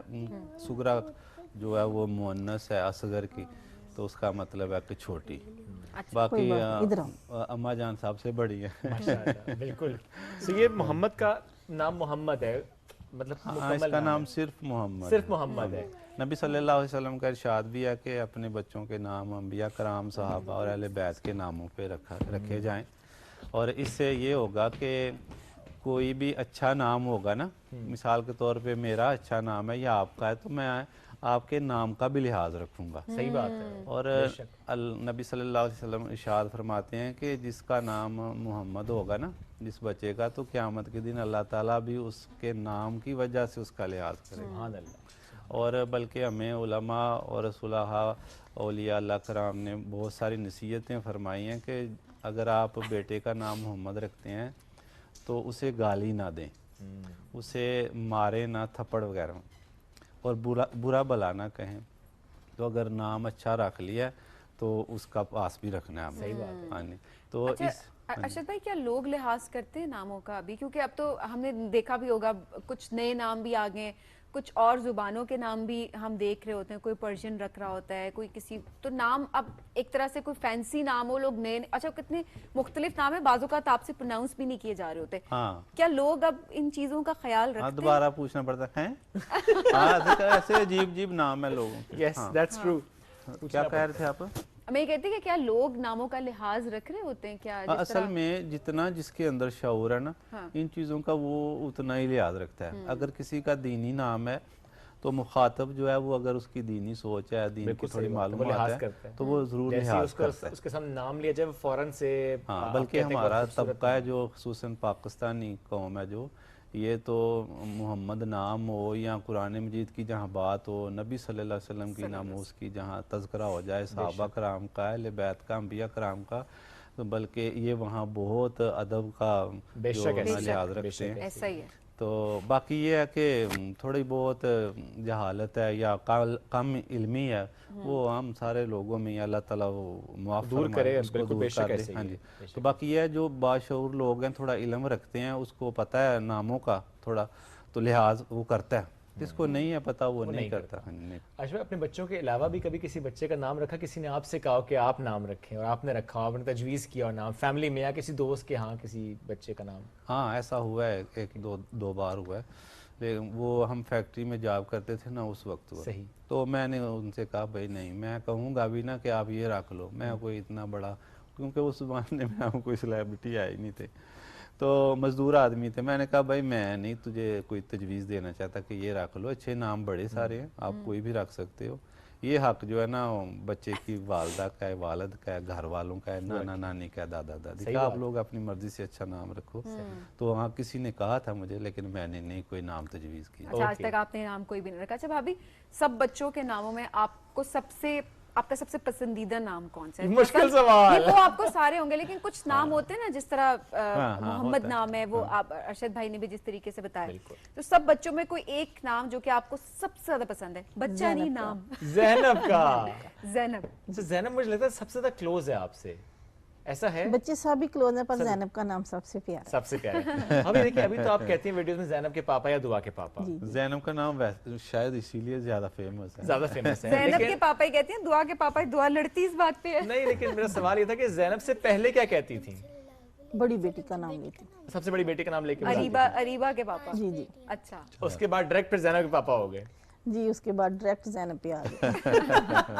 हाँ, क्योंकि हमने जो कंटेंट बना रहे थे ना, उनमें बच्चे 3 आते थे ये, और इन तीनों में बड़ी ज़ैनब थी। तो बहुत से लोगों को पता ही नहीं था कि हमारे कितने बच्चे हैं, और अब भी कहीं को नहीं पता। तो बड़ी जो थी कंटेंट में वो ज़ैनब थी, तो वो ज़ैनब के नाम से बेगम मुझे बुलाती थी। तो वैसे घर में वो बड़ी बेटी अरीबा के पापा कहते थे बेगम, लेकिन अब इतना क्या के ना वो छोड़ ही दिया, वो अरीबा के पापा तो अरीबा ने बाद में कुछ कहा नहीं कि ज़ैनब के आने के बाद मेरी वैल्यू कम हो गई? कभी हमारी वो बेटी कहती है अपनी वालदा से, अच्छा, कि आपने वो अब मुझे अरीबा के पापा कहना छोड़ ही दिया पापा को, तो ज़ैनब के पापा ही कहते हैं। अच्छा भाई, कभी बाकी बच्चों को वीडियो में लाने का कोई ख्याल नहीं आया? नहीं, असल में भाभी भी तो देखें आती हैं वीडियो में। हाँ, आती हैं बिल्कुल, लेकिन जो मेरा जहन ये है कि औरत का मसला जो है ना वो मर्द से थोड़ा मुख्तलिफ है, पर्दे का। सही है। तो मर्द का ये है कि सतर नाफ से घुटने तक, टखने तक है, और औरत का जो है सतर है वो सारा जिस्म ही है। तो अहले सुन्नत के नज़दीक ये चेहरा खुला रहे, चेहरा ढांपना फ़र्ज नहीं है। अगर कोई ढांप ले ये भी तो बहुत अच्छी बात है। तो क्योंकि जो बच्चे हमारे घर में, बच्चियाँ नाबालिग हैं, जैसे ये है ज़ैनब है और दुआ ये आ जाती वीडियो। और जो बालिग हैं वो बड़ी बेटियां वो अपना मदरसा में पढ़ रही हैं, और जो इससे बेटा इनसे बड़ा वो भी कभी नहीं वीडियो में आया। सही। और अब्बा जान भी बहुत कम आते हैं, लोग उनके बारे में पूछते हैं। मैं सिर्फ ये जवाब देता हूँ कि हमें जितने किरदार चाहिए थे वो हमारे पास हैं। कभी जरूरत पड़ी नहीं, वैसे कभी जरूरत नहीं पड़ी उनके को भाई हमें एक ना एक्टर हमारा काम है चलो इधर से ले लें, तो इस वजह से नहीं। और बेटा आना नहीं चाहता। वो तो वो कैमरे के पीछे आपके लिए बड़ा सपोर्ट सिस्टम है। थोड़ी वीडियो में वो आया था, हमने पहले बताया था आपको, लेकिन उसके बाद उसका अपना भी शौक नहीं है। अपना शौक नहीं। और ये है कि अगर बेटियां भी अगर आना चाहेंगी पूरे पर्दे में तो मुझे तो कोई एतराज नहीं। सही, जबरदस्त जी, क्या बात है, जबरदस्त, बेहतरीन। हमने पहले दिन से लेके आज तक हर वीडियो में तकरीबन एक अच्छा मैसेज देने की कोशिश की है। तो अगर बेटियां भी आएंगी तो इंशाल्लाह कोई अच्छा मैसेज देंगे इंशाल्लाह। बिल्कुल ऐसे ही है। थैंक यू अशरफ भाई, थैंक यू भाभी, बहुत शुक्रिया बच्चों का। आज दुआ ने मैं लिफ्ट नहीं कराई, लेकिन चलो कोई बात नहीं। दुआ नींद आ रही है ना, नींद आ रही है आज वो इतनी प्यारी दुआ को लोरी सुनाए, दुआ लोरी सुनाए आज आपको। फिर आज सबीना आंटी सुनाएंगी लोरी आपको। आप ब्रेक लेते हैं, ब्रेक में इनको लोरी देके सुना। चलें ब्रेक लेते हैं, वापस आएंगे, रहिए हमारे साथ। ये राइजिंग पाकिस्तान स्पेशल एडिशन।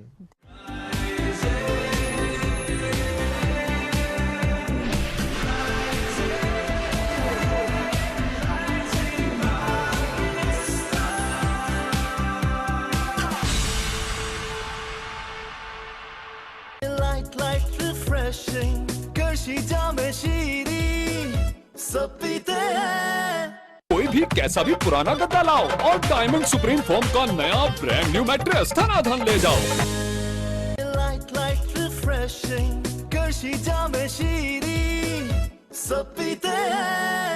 ₹250 में किसी का दस्तरखान आबाद करें, क्योंकि जैज़ कैश है ना।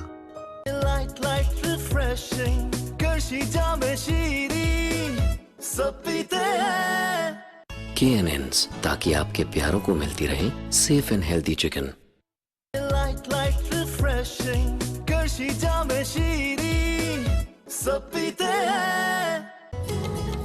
जमाने कई बदले, न बदली ममता न बदले हम, जहाँ ममता वहाँ डालडा।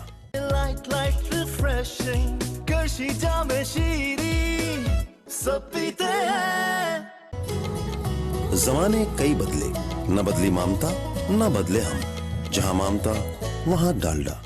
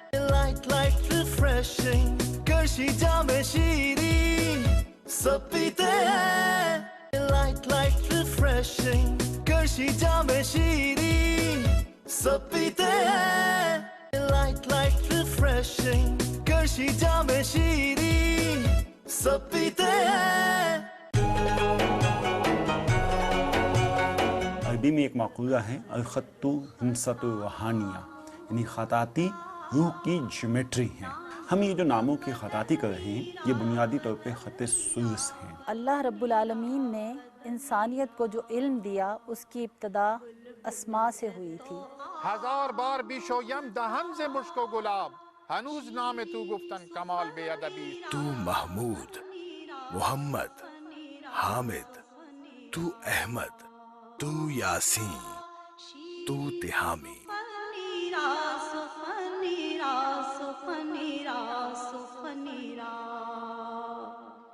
रमज़ान पाकिस्तान अल्लाह का एहसान है।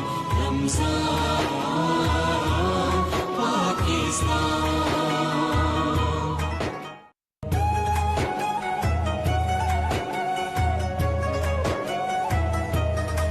खुदा का इनाम है माहे रमजान, रहमतों का पयाम है।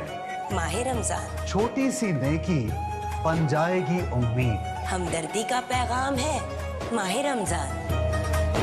रमजान की रहमत आ जाए किरदार में, बातचीत में नरमी हो, खुशी मिले सार में। रमजान की रहमत आ जाए किरदार में। रमजान पाकिस्तान अल्लाह का एहसान है। रमजान पाकिस्तान। रमजान पाकिस्तान अल्लाह का एहसान है। रमजान पाकिस्तान।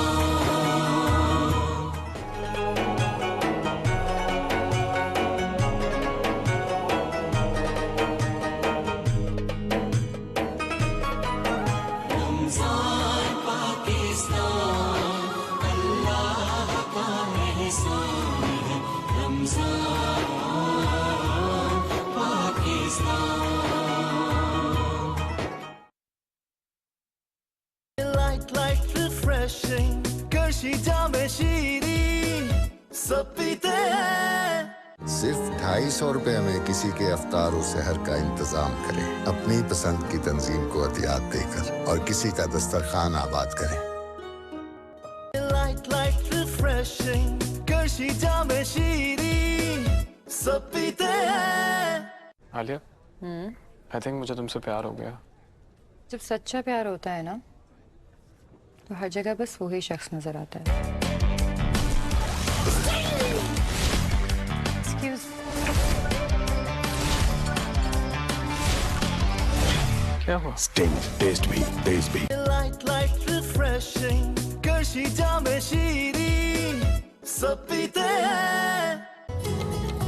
जमाने कई बदले, न बदली ममता न बदले हम। जहाँ ममता वहाँ डालडा। Like refreshing कशी जामे शीरी सब पीते हैं। KNNs, ताकि आपके प्यारों को मिलती रहे safe and healthy chicken. Like refreshing कशी जामे शीरी सब पीते हैं। Like refreshing कशी जामे शीरी सब पीते हैं। Like refreshing कशी जामे शीरी सब पीते हैं। Like refreshing कशी जामे शीरी सब पीते हैं। Like refreshing कशी जामे शीरी सब पीते हैं। Like refreshing कशी जामे शीरी सब पीते हैं। Like refreshing कशी जामे शीरी सब पीते हैं। Like refreshing कशी जामे शीरी सब पीते हैं। Like refreshing कशी जामे शीरी सब पीते हैं। Like refreshing कशी जामे शीरी सब पीते हैं। Like refreshing कशी जामे शीरी सब पीते हैं। Like refreshing कशी जामे शीरी सब पीते हैं। Like refreshing कशी जामे शीरी सब पीते हैं। light like refreshing कशी जामे शीरी सब पीते हैं light like refreshing कशी जामे शीरी सब पीते हैं light like refreshing कशी जामे शीरी सब पीते हैं light like refreshing कशी जामे शीरी सब पीते हैं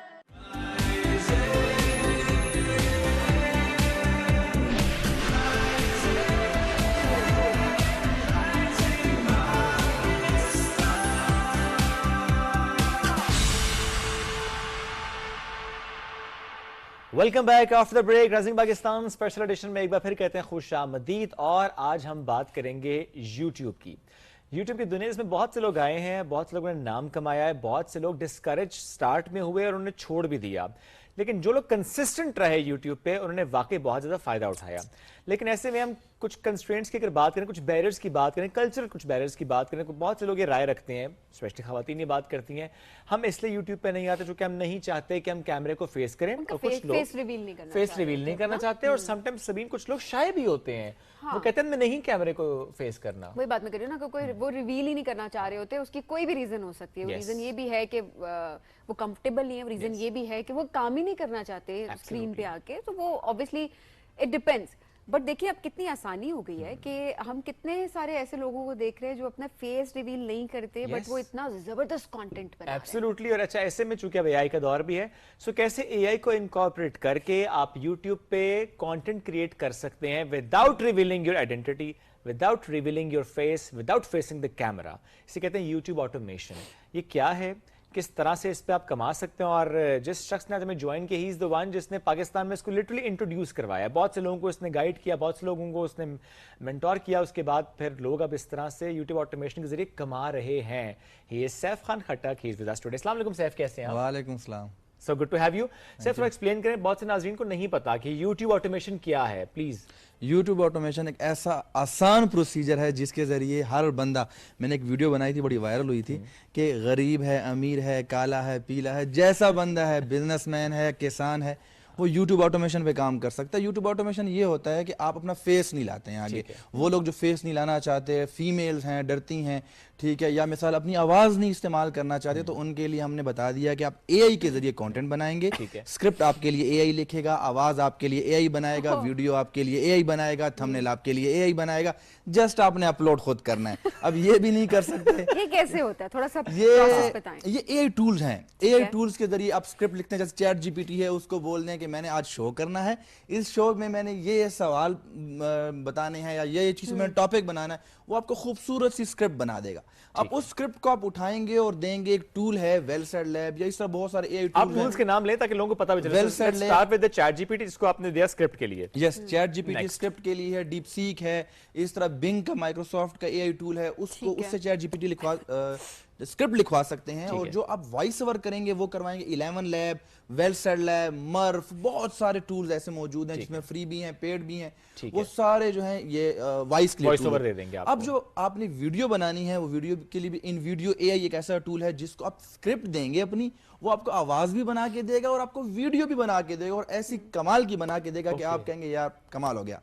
अब आपने थंबनेल बनाना है, तो आपने जो स्क्रिप्ट चैट जीपीटी से बनवाई है, उस थंबनेल को उठाना है और आपने आइडियोग्राम को दे देना है, या लिनार्डो एआई है, इसको दे देना है, वो थंबनेल दे देगा, वो आपको थंबनेल बना के देगा। बस आपने अपलोड खुद करना है। That's it. Yes, I mean ये तो बहुत it's very easy, very easy. हां। अच्छा, क्या लोगों को पता नहीं है अब इस बारे में, या लोगों का, मैं क्योंकि इंटरेस्ट की तो यहाँ बात नहीं कर सकते, हर कोई यूट्यूब पे काम करना चाहता है, वो चाहे इस तरह करना चाहे या खुद से आके फेस कैमरा फेस करके करना चाहे, तो क्या मसला यहाँ पर अवेयरनेस का है अभी तक? बिल्कुल अवेयरनेस का है। जब स्टार्ट में हम नॉर्मल यूट्यूब कर रहे थे, अच्छा यूट्यूब जो नॉर्मल है वो डिफरेंट है, यूट्यूब ऑटोमेशन डिफरेंट है। नॉर्मल यूट्यूब में आप खुद स्क्रिप्ट लिखते हैं, जैसे आप लोगों ने खुद स्क्रिप्ट लिखी होगी, जब आप कोई शो करते हैं, ड्रामा करते हैं, खुद लिखते हैं और उस पर फिर खुद वीडियोस बनाते हैं, वो बड़ा मुश्किल लगता है। हम वही कर रहे थे, हम उससे जब कन्वर्ट हुए हैं तो पहले लोग उस चीज को भी नहीं मान रहे थे कि यूट्यूब से पैसे भी आते हैं, आज तक लोग नहीं मानते हैं, इसीलिए हम दुनिया में बहुत पीछे हैं इस मामले में। अभी तक लोग हैं जो कहते हैं नहीं पैसे आते। जस्ट एग्जैक्टली, अभी तक बहुत सारे वो कहते हैं झूठ है, ये आप लोग ड्रामा कर रहे हैं। मुझे एक दोस्त मिला, अपना दोस्त है मेरा बचपन का, सैफ मेरा एक चैनल तू स्टार्ट कर, मुझे $1000 कमा कर दे, फिर मैं मानूंगा। तो मैंने कहा मैं तेरे लिए कमा रहा हूँ, खुद के लिए क्यों नहीं कमाता। अच्छा वैसे ये बहुत स्मार्ट है आपका ये दोस्त, वैसे स्मार्ट है, वेरी स्मार्ट। तो वो होता है ना बचपन में कुछ करवाना होता है दोस्त से, तो आप अक्सर बचपन में हम जब कहते हैं, हम कहते थे ये तो तू कर ही नहीं सकता, कहते मैं कर सकूं, नहीं तू करके दिखा। वही सैफ का जवाब सिंपल है, फिर मैं अपने लिए कमा लूंगा। अच्छा अब तो माशाल्लाह आप बड़ी टीम है आपकी, आप लोग काम भी करें, थोड़ा सा भी एक्सप्लेन करें लोगों को। लोग कंफ्यूज होते हैं कि किस नीश पे हम काम करें, किस तरह का कंटेंट क्रिएट करें, वो स्पोर्ट्स हो, वो एंटरटेनमेंट हो, वो न्यूज़ हो। आजकल के ट्रेंड्स को देखते हुए जरा बताएं कि किस नीश की तरफ जाना चाहिए। सर टॉपिक जो भी हो, मैं एक बात, लोग बड़ी वीडियोस बनाते हैं कि इसकी SEO कर लो, ये कर लो, वो कर लो। मैं कहता हूँ कि YouTube बहुत आसान इस तरह से है, नीश आप कोई भी चूज करो, कोई भी चूज करो, स्पोर्ट्स चूज करनी है, कुछ भी चूज करना है, लेकिन उस पे आपकी स्क्रिप्ट अच्छी होनी चाहिए, ठीक है, और इसके साथ आपकी वीडियो अच्छी होनी चाहिए जो ऑडियंस को एंगेज कर सके। YouTube कहता है कि अगर आपकी वीडियो ऐसी है कि जो एंड तक देखी जाती है, जो मैक्सिमम देखी जाती है, उसको हम वायरल करते हैं। तो आप निश, आप ChatGPT को खोलें, उसको बोलें कि मुझे 100 निशेस की लिस्ट दे दो, मुझे 500 निशेस की लिस्ट दे दो, वो दे देगा, वो दे देगा आपको, उसमें से कोई भी चूज कर लें। अब लेकिन सर देखें स्क्रिप्ट तो ChatGPT या DeepSeek के बहुत और टूल्स हैं जो लिख के दे रहे हैं। सो अच्छा कंटेंट इसको हम डिफाइन कैसे करेंगे? वो तो AI जनरेटेड स्क्रिप्ट है, या हम उसमें खुद से कुछ चीजें चेंज करते हैं? मतलब कुछ ना कुछ खुद तो करना ही पड़ेगा। Exactly करना पड़ेगा, बिल्कुल उसको हम नहीं छोड़ सकते। आपको ये सेंस होनी चाहिए कि अच्छी स्क्रिप्ट क्या होती है। उसके लिए पहले आपको थोड़ा सा स्क्रिप्ट राइटर के साथ बैठना पड़ेगा, उनसे सीखना पड़ेगा कि स्टार्ट कैसे होता है, उसमें क्लाइमेक्स कहाँ पे आएगा, उसका इंट्रो क्या होगा, उसमें हुक कहाँ लाएगा। अच्छा, I was about to ask this कि अक्सर लोग ये कहते हैं कि जो आपके फर्स्ट कुछ सेकंड्स होते हैं, अगर आपने उसमें हुक कर लिया तो ठीक है, अदरवाइज फायदा नहीं है। अच्छा, हम कंटेंट बनाते हैं इंग्लिश, मोस्टली हम बनाते हैं इंग्लिश, तो इंग्लिश में हुक बड़ा मैटर करता है। हुक 3 जगह पे यूज होती है, एक आपका टाइटल, ठीक है, एक आपका थंबनेल, ठीक है, और एक आपके वीडियो के स्टार्ट में।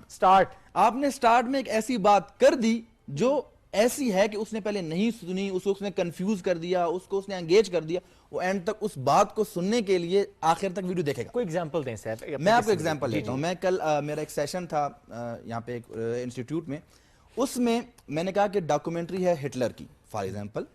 अब आपने बहुत सी इस पे डॉक्यूमेंट्री सुनी होंगी, मैंने कहा कि अगर मैं स्टार्ट में बोल दूं कि हिटलर की बहन ने हिटलर को क्यों मरवाया, that's something न्यू, अभी तक आपने कहीं नहीं सुना होगा कि हिटलर की बहन भी इसमें इन्वॉल्व थी। Exactly. Yes. ठीक है, तो ये एक नई चीज थी जो अंग्रेज सुनेगा या कोई भी देखेगा तो वो सुनेगा, फिर वीडियो एग्जैक्टली एंड तक देखेगा।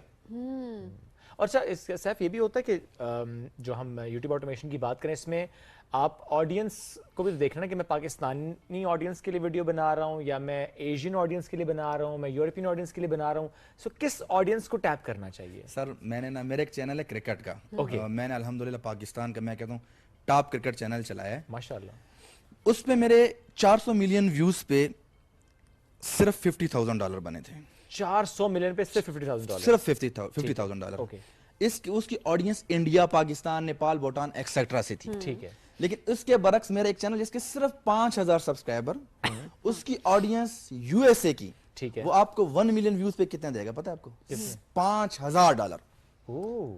जहां पे आपको 400 मिलियन पे सिर्फ 50 मिल रहा है, यहाँ पे सिर्फ 1 मिलियन पे 5,000 मिल रहा है। दैट मींस अगर आप टैप करें यूएस ऑडियंस को तो उसका रेट बहुत ज्यादा है, बहुत अच्छा है। अच्छा, हम ये सोचते ही नहीं है ना, हम तो बस वो लकीर के फकीर एक बॉक्स में बंद हैं, और वही सब जो आजकल हम देख रहे होते हैं, फैमिली व्लॉगिंग और पता नहीं क्या कुछ चल रहा होता है यूट्यूब के ऊपर। तो अगर आप इंफॉर्मेटिव वीडियोस बनाते हैं और आपने ग्लोबली आपका जो नजर है वो इतनी वसी होनी चाहिए कि आप सबको टारगेट कर रहे हो। अच्छा, आप, मैं एक बड़े मजे की बात बताता हूँ। आप जो इधर कंटेंट बनाते हैं ना, लोग कहते हैं इसको आप इंग्लिश में कर लें, सिंपल। आप अपनी जो लैंग्वेज है वो इंग्लिश कर लेंगे ना, तो आपकी ऑडियंस ऑटोमेटिकली USA, UK वगैरह की हो जाएगी। आप उसमें इस्लामिक भी बना सकते हैं, आप उसमें स्टोरीज भी बना सकते हैं, आप उसमें न्यूज भी सुना सकते हैं, आप कुछ भी कर सकते हैं। और आपको मैं बड़े मजे की एक चीज बता रहा हूँ जो अभी सुनने वाले बहुत लोगों को नहीं पता। आपने एक वीडियो बनाई है जो इंग्लिश में है, आप उसी वीडियो को सेम रखें, सिर्फ उसकी आवाज चेंज करें, स्पेनिश में कर दें, आप उसको अलग चैनल पे अपलोड कर सकते हैं। अच्छा, आप सिर्फ लैंग्वेज चेंज करके? जस्ट लैंग्वेज, उसको पुर्तगीज में कर दें। इसमें वो नहीं आएगा कि कोई कॉपीराइट नहीं, कॉपीराइट भी नहीं आएगा। ये यूट्यूब का अपना रूल है ये YouTube अलाउ करता है। दैट मींस कि आप एक ही कंटेंट को 5 चैनल्स पे अपलोड करें with different languages. Different language. आप उसमें एशियन पॉपुलेशन को टैप करें। एशियन को नहीं करें ना, वो पैसा कम है उसमें सर। बिल्कुल ना करें। नहीं, अगर कर ले सबके साथ, उनको भी थोड़े से पैसे यहाँ से भी आ लेना जाए तो बुराई तो नहीं है। बुराई नहीं है, $1000 तो अच्छा, लेकिन एफर्ट पुट होती है ना, तो आप ये कहना चाह रहे हैं कि वहां पे एफर्ट पुट करें जहां पर आपको रिटर्न ज्यादा मिलेगा। अब सबसे टॉप पे जो आपको आरपीएम मिलता है वो यूएस का मिलता है, जैसे यूएस, कनाडा और ऑस्ट्रेलिया का। फिर आपको स्पेनिश लैंग्वेज में मिलता है, फिर पुर्तगीज में मिलता है, फिर उसके बाद रशियन, अरेबिक, फिर इंडिया वगैरह पाकिस्तान आता है। तो इसलिए हम जो ऊपर के 5 कंट्रीज हैं इनको टैप करते हैं, एंड स्पेसिफिकली जब उनको टैप करते हैं तो व्यूज 1 मिलियन पे भी आपने $5,000 बताया मुझे, तो दैट्स अमेजिंग कि आप उस पॉपुलेशन को टैप करें और आप उसमें। अच्छा, ये भी मसला नहीं है ना कि आपको उस मौजू से मुतालिक पता है या नहीं पता, because you have AI tools. आपने उस मौजू से मुतालिक, बल्कि आई थिंक सैफ तुम चैट जीपीटी से पूछ भी सकते हैं कि आज वीडियो किस टॉपिक पे बनाऊं। यस, बिल्कुल पूछ सकते हैं, सोचना भी नहीं पड़ेगा। अच्छा, आपके पास मल्टीपल टॉपिक। अच्छा, ये वैसे आप पैसे तो कमाना सिखा रहे हैं, लेकिन लोगों को थोड़ा सा नहीं जंग, दिमाग पे जंग नहीं, बिल्कुल लेकिन बातें पढ़ना तो है ना। अच्छा, आपने जो टॉपिक चूज करना है, आपने वो चूज करना है जो हम इंटरेस्ट भी ले ना। वो तो बहुत से टॉपिक बताएगा आपको, लेकिन उसमें आपने पुट करना है, उसको बताना है कि मुझे एक ऐसा टॉपिक चाहिए जो ऑडियंस में एंगेज हो, देन आपने उसको इम्प्रोवाइज भी करना है। यस, बिल्कुल ऐसा नहीं कि आपने, क्योंकि वो ऑडियंस रिलेट तभी कर सकेगी जब उसमें इंसान का जहन शामिल होगा। एग्जैक्टली। तो क्या ऐसी वीडियोस के ऊपर कोई ऐसा चीज लिखी होती है कि ये एआई जनरेटेड वीडियो है या एआई जनरेटेड स्क्रिप्ट, ऐसी कोई चीज होती है? YouTube पे जब वीडियो अपलोड करते हैं तो YouTube आपसे खुद पूछता है क्या आपने एआई से वीडियो बनाई है। तो अगर आप उसमें लिखा होता है अल्टर्ड कंटेंट, यस और नो, आप लोग जो यूट्यूबर हैं उनको पता है। ठीक है। अल्टर्ड कंटेंट वो होता है, वो कंटेंट जो रियलिटी में एग्जिस्ट नहीं करता लेकिन आपने बनाया हुआ है। कुछ ऐसा शो करवाएं जो नहीं है और आपने दिखाया हुआ है, तो उस पर आपको अल्टर्ड कंटेंट शो करते हैं। लेकिन मोस्टली जो एआई से कंटेंट बनाया जाता है वो एक्सेप्टेबल होता है, और उसमें अगर आप नो भी लिखते हैं कोई मसला नहीं, कोई इशू नहीं होता। कोई इशू नहीं। चलें, ये एक बड़ी अच्छी बात है कि एआई की इस तरह से ऑफिशियली कहीं तो एक्सेप्टेंस है, वरना तो कहीं पर आप देखें ऑनेस्टली नहीं होता। हालांकि ये जो टूल्स है ना, देखिए ये हमारी आसानी के लिए है, और अगर इनको इस्तेमाल के लिए है ना, तो अगर कोई इस्तेमाल कर रहा है तो आप एप्लीकेशंस भी रिजेक्ट करते हैं, कंटेंट भी रिजेक्ट कर रहे होते हैं जगह जगह पे। I think that's not fair ना। Absolutely, बिल्कुल। आप या तो पहले से लिखते हैं कि AI जनरेटेड कंटेंट होना नहीं चाहिए, तो फिर तो समझ आती है। अच्छा, इसमें चीज़ और भी है सैफ, जो डिस्क्रिप्शन होती है और जो उसके और लवाजमात होते हैं, जिसमें आपने एक टर्म तो खुद SEO यूज़ भी की है, ये भी सीखना पड़ता है। ये भी उसमें AI हमें हेल्प कर रहा होता है। सर, आपने अपनी स्क्रिप्ट उठानी है, ओके, चैट जीपीटी को बोलना है कि मुझे इसका टाइटल, टैग्स और डिस्क्रिप्शन दे दो। टैग्स वो आपको most relevant, SEO based, most amazing, मैं कह रहा हूँ, वो आपको लिख के देगा और आपने अपलोड कर दिया। बस आज से मेरी मोटिवेशन शुरू हो गई है। बहुत अरसे से मैं आपको बड़ा जैसे फेस रिवील करने से कोई डर लगता है। नहीं, ये जो वो टिप्स दे रहे हैं ना, वो सिर्फ ये नहीं कि आपने फेस रिवील नहीं करना, जिस तरह आप स्क्रिप्ट पे हेल्प, आप वैसे भी हेल्प ले सकते हैं। बल्कि सबीन की स्क्रिप्ट आप वहां से ले और सबीन बोल दे उस पे खुद से। हां, ये भी अच्छी बात, यही बात करी हूं ना। अच्छा, मैं एक बात ऐड करना चाहूंगा कि मैं अपनी स्टूडेंट्स को ना ये रिकमेंड नहीं करता कि आप लोग वीडियो एआई से बनवाया करें। ओके, रीजन क्या होती है? अब जो बंदा खुद बनाता है उसको पता है कि ऑडियंस को कैसे एंगेज करना है। एक एआई टूल आपको वीडियो तो बना देता है लेकिन इतनी एंगेजिंग नहीं होती। उसको पता नहीं है कि कौन सी जगह पर कौन सा अमेजिंग किस्म का क्लिप लग सकता है, शॉट लग सकता है, तो वो चीज हम खुद मैनुअली अच्छे तरीके से कर सकते हैं। तो मैं आज भी अपने स्टूडेंट्स को ये रिकमेंड करता हूं कि आप लोग खुद बनाएं, एडिट खुद करें। And what do you think beginners के लिए कैनवा या और कौन से टूल्स हैं जिस पे आप अच्छे तौर पे काम कर सकते हैं? सर, चैट जीपीटी से स्क्रिप्ट, ठीक है, और वॉइस के लिए टूल बता दिया मैंने आपको। वीडियो एडिटिंग का पूछा, कैपकट की वीडियो, कैपकट से simple. CapCut paid version, paid अच्छी बात है, आपको लोकली 200 रुपए का मिल जाता है। वैसे महंगा है, आपको लोकली 200 रुपए का मिल जाता है। यस, पर यूजर, लोकली लोग बेचते हैं इनको। अच्छा, मतलब फॉर एग्जांपल मैंने खरीदा हुआ तो मैं किसी को 200 रुपए में दूंगा, तू भी यूज कर ले। वो उनके पास एक मेन प्लान होता है, तो बाकी जो कुछ यूजर्स उनके पास मौजूद होते हैं तो सस्ते में भेज देते हैं। अरे 200 में मिल रहा है पेड वर्जन, और क्या चाहिए आपको? तो things are very easy actually, आपने सिर्फ करना है खुद। वैसे जितने अरसे से आप माशाल्लाह सैफ काम करें, थोड़ा सा बताएं, जो कि आपने इतने अरसे से काम भी किया, मोस्ट वायरल वीडियो कितने व्यूज वो जो आए हों आपके? मेरी ना 2017 में 2017 कह रहा हूँ 2017 में मेरी एक वीडियो गई थी 345 मिलियन व्यूज पे। 345 मिलियन व्यूज। उसके अलावा मेरी क्रिकेट पे 100 मिलियन, 50 मिलियन, 40 मिलियन। ये नॉर्मल है, ये नॉर्मल है। सैफ बहुत शुक्रिया, साथ मौजूद थे, बड़ा अच्छा लगा आपसे बात करके। तो भी जो हम अक्सर कहते हैं ना कि अच्छा नहीं कैसे कमाएंगे, कैसे आगे बढ़ेंगे, तो बहुत से तरीके सैफ ने बताए विद टूल्स के किन तरीकों से आप यूट्यूब पे without revealing your face identity आप कमा सकते हैं। आपसे लेंगे इजाजत, दोबारा मुलाकात कल करेंगे। बहुत सा ख्याल रखें, दुआ में याद रखें। अल्लाह हाफिज।